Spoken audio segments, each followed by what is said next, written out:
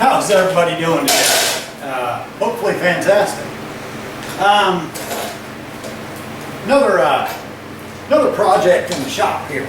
I have wanted for years to build a sheet metal brake, and I've always battled with the idea of it, mainly because, like you may have heard me talk about in other videos, room. And not,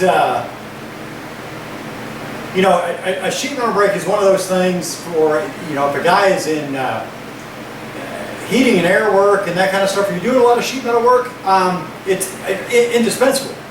There's just no way around it. It's the best tool that you can have, and the tool that you need to do that kind of work. For somebody like me that just kind of has a hobby shop and kind of tinkers around and that kind of stuff, it's nice, but can you really justify it when you have limited space? All that being said, here, several months ago, breezing either Craigslist or Facebook Marketplace, I don't remember which, I come across this. For a price that I couldn't pass up. I wasn't sure when I originally contacted the guy about it what it was. Just said sheet metal brake. After I got talking to him a little bit, you can't see it on video. It is actually a factory built brake by a company called TENN SMITH, and they build a lot of metalworking tools. Pretty popular company. Maybe not the most high-end stuff, but definitely popular nonetheless. This particular unit, honestly, folks, it's a pretty lightweight brake. It's a 4-foot brake, which is great, but I think maximum thickness of material is 20 or 22 gauge, I think. Full width, so it's nothing extremely heavy duty. That being said, it's far more than anything I could have built myself. It's got you know, the cam locks for the clamping bar. It's just a very nice, well made for what it is machine. It does have some drawbacks. The clamping bar is not adjustable. You see that on the more heavy-duty brakes, so you can slide the clamping bar back and forth for thicker material. I'll show that in a little bit why that interferes if you're not familiar with the brake and that sort of thing. But I lost my train of thought.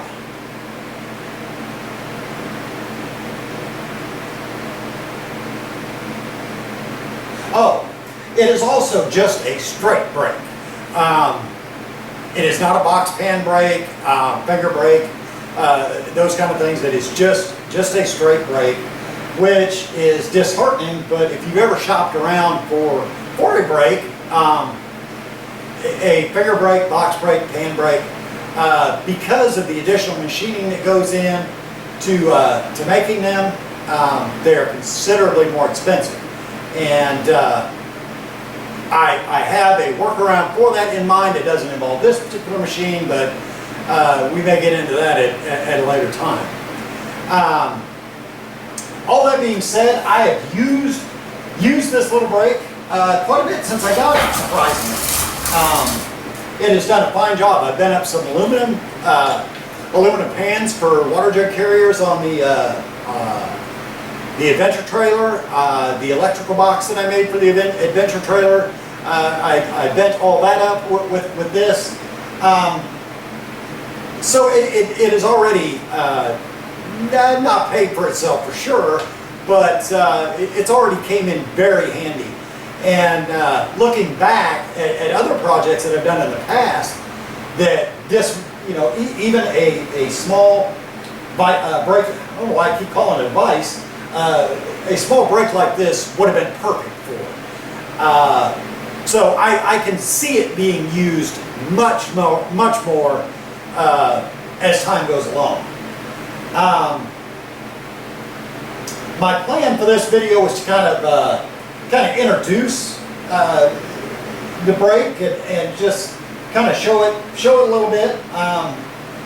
The other side of the video is, like I said, I've used it quite a bit, but this is exactly how it came. This wood frame under it with rollers on it, that kind of stuff.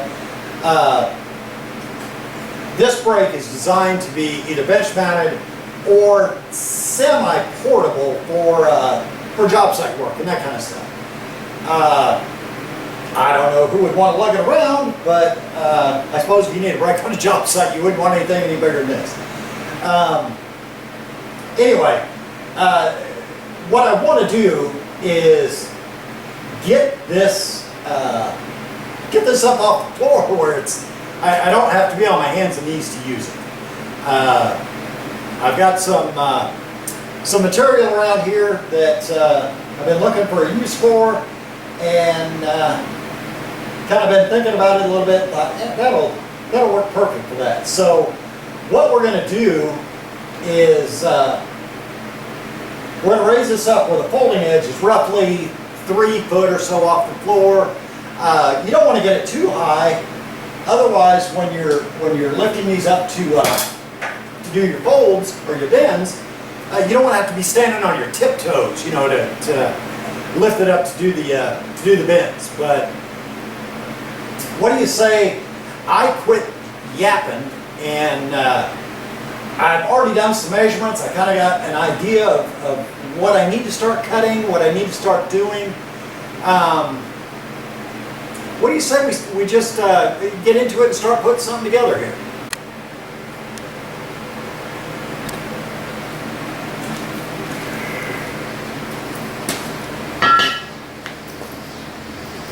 Okay, so after doing just a little bit of figuring, I think I'm going to make the base legs right at 3 foot long. Got a bolt in this thing. Just pop that out.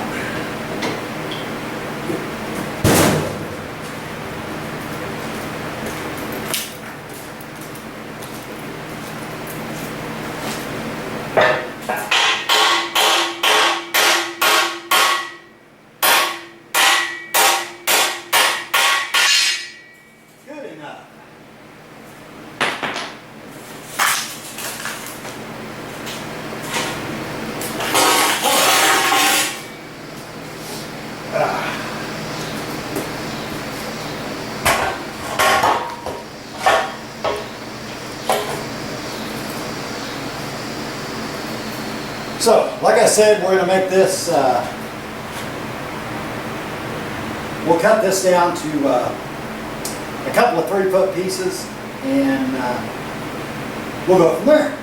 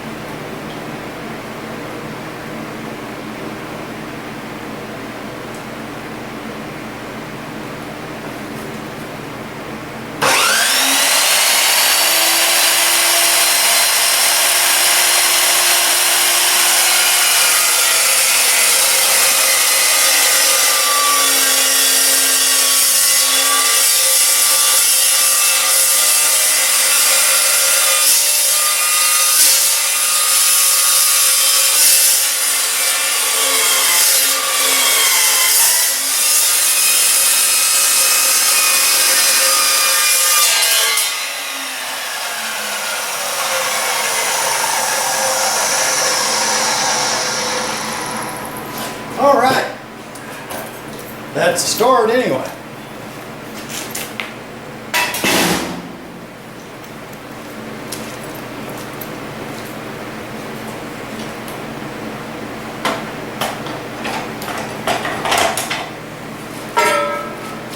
Okay. Like I said, for the upright pieces, one of these, and I've got some, I believe it's 2x2, not exactly this stuff, but set that on there, and weld it in place. What I need to figure out is the brake itself.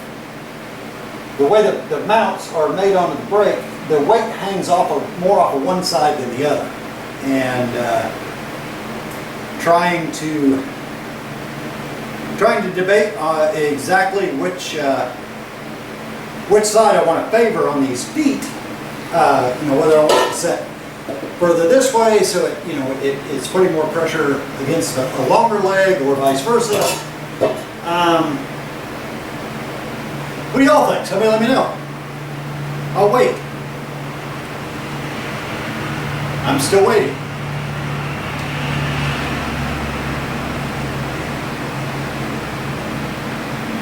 Well, let me do some measuring, and we'll think on that while we're measuring. Hopefully I can manage to do more than one thing at a time here. We'll see. Like I said, my goal is to get the folding edge roughly 3 foot. So let's see what it is. Just from base to base here it is dead on 12 inches. So that means to make it 3 foot, we need to make 2 foot legs, right? All right.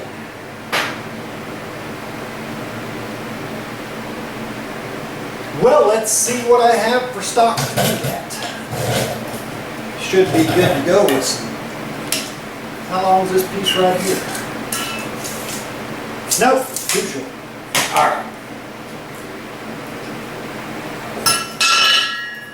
See what I got.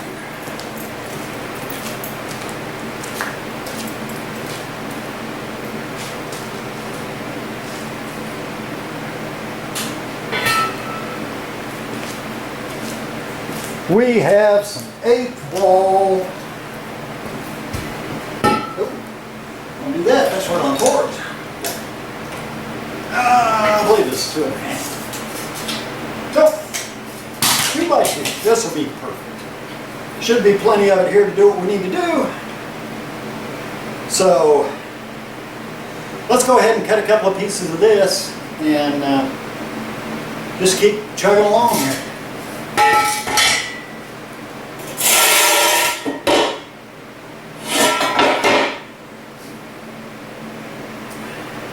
You may have watched the video about the Evolution saw. If I released it before this video. I need to find some stands that better match the height of this. My 2-inch pipe there just isn't quite enough. And you may see things rock around a little bit and be a little wonky, and that's not good. We're trying to get the best cuts we can here. I'm looking for my hand broom to see if I can sweep some of these shavings off this, but I'm not in my mess of a garage seeing it right now. One of you folks want to volunteer to come and clean my garage while I'm gone? No? Okay. All right, well, I guess I'll do it myself. Okay. Let's measure out 2 feet here.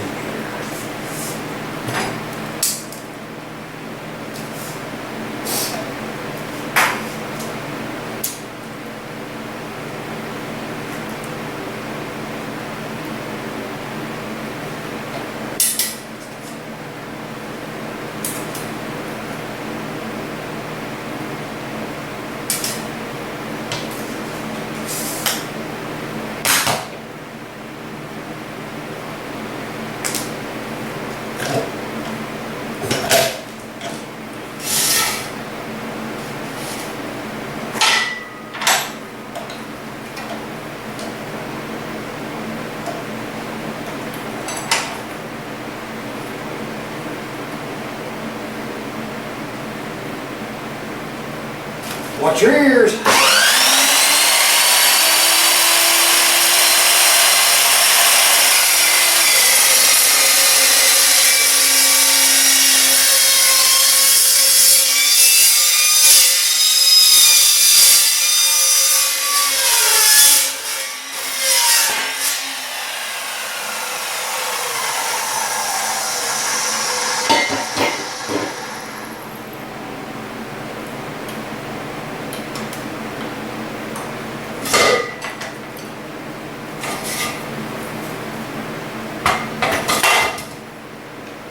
There's some burrs on this other end. I'm just trying to save myself a little bit of cleanup time.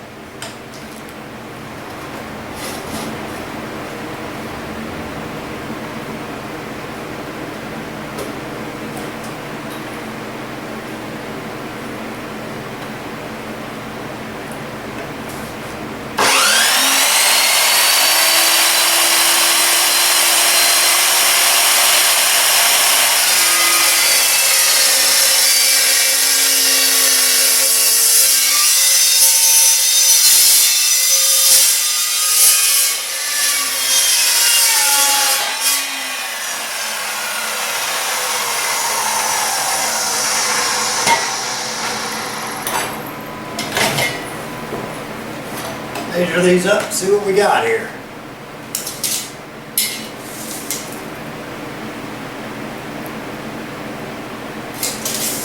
Close enough. Somehow we got about a 1/16 of an inch short. Not sure how that. That one's dead on. Evidently we got nerve. It'll be alright. We're not building airplanes, we're just building a stand for a sheet metal brake.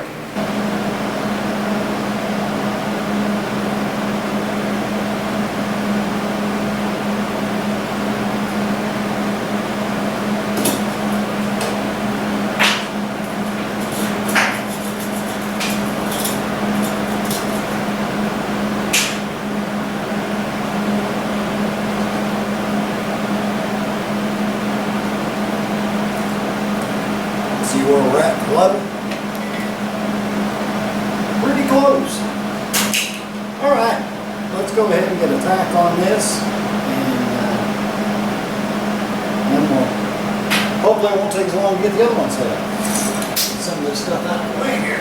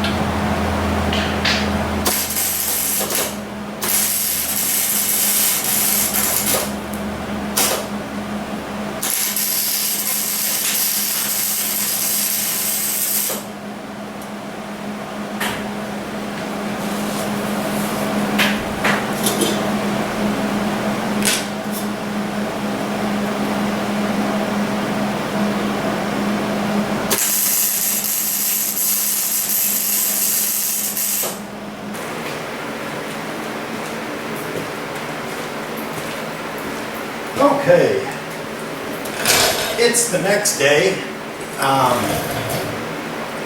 You guys thought you were going to catch me welding with shorts on, didn't you? Ha! Not going to happen. At this point, I have not gained any ground. Looks like a bomb went off in my shop. I've been wanting to do some rearranging in here, and had the opportunities for some help last night, so I took the opportunity to do that instead of working on this project. Got some stuff moved out of the way, and we're going to try to move forward with this. I guess at this point I need to figure out what I'm going to use across here to actually mount the brake on. I've got some 2-inch strap that will lay nicely on top of this, and got some other plate. I'll probably end up just laying a piece of that 2-inch strap on here, cutting some gussets with a plasma cutter, and just welding stuff in place and seeing how that works. But let's go ahead and I'll get some measurements off the brake itself, figure out how long that strap needs to be. I've got to get my saw back out, get that out, start getting some stuff cut up, get some holes drilled, and figure out what we want to do for the rest of it. But let's get going.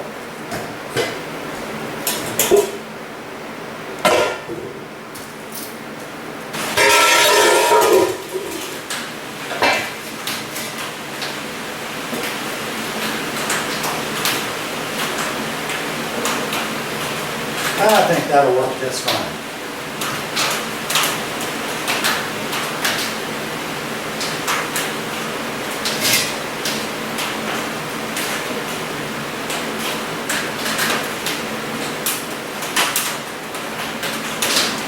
Yep, I think that'll work just fine. Now, I'm going to, I guess, go ahead and lay out how I want to do the gussets here.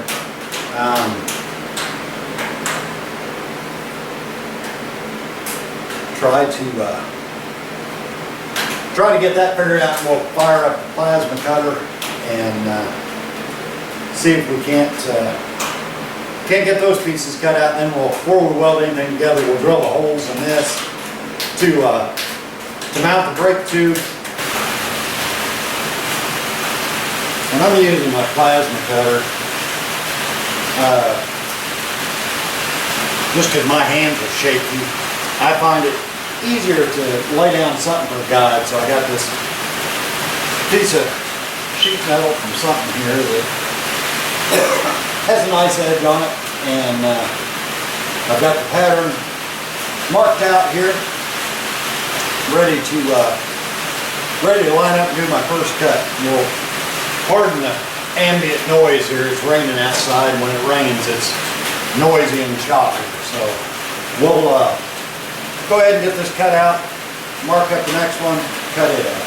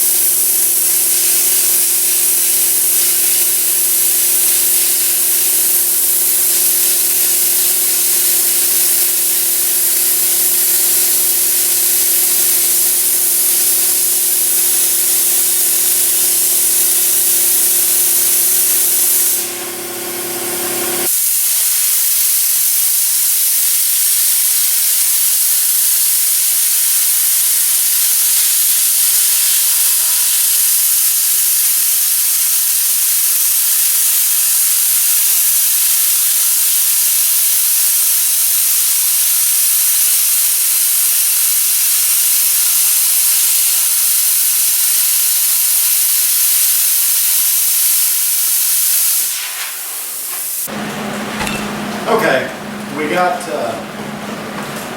the top plates made here. They'll set up there, something like that. We got the holes drilled in right here. And made up these plates here to kind of gust the outside edge of that.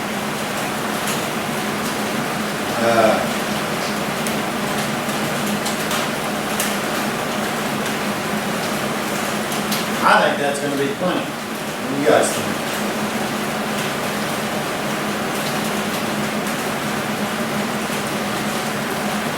I think that'll work.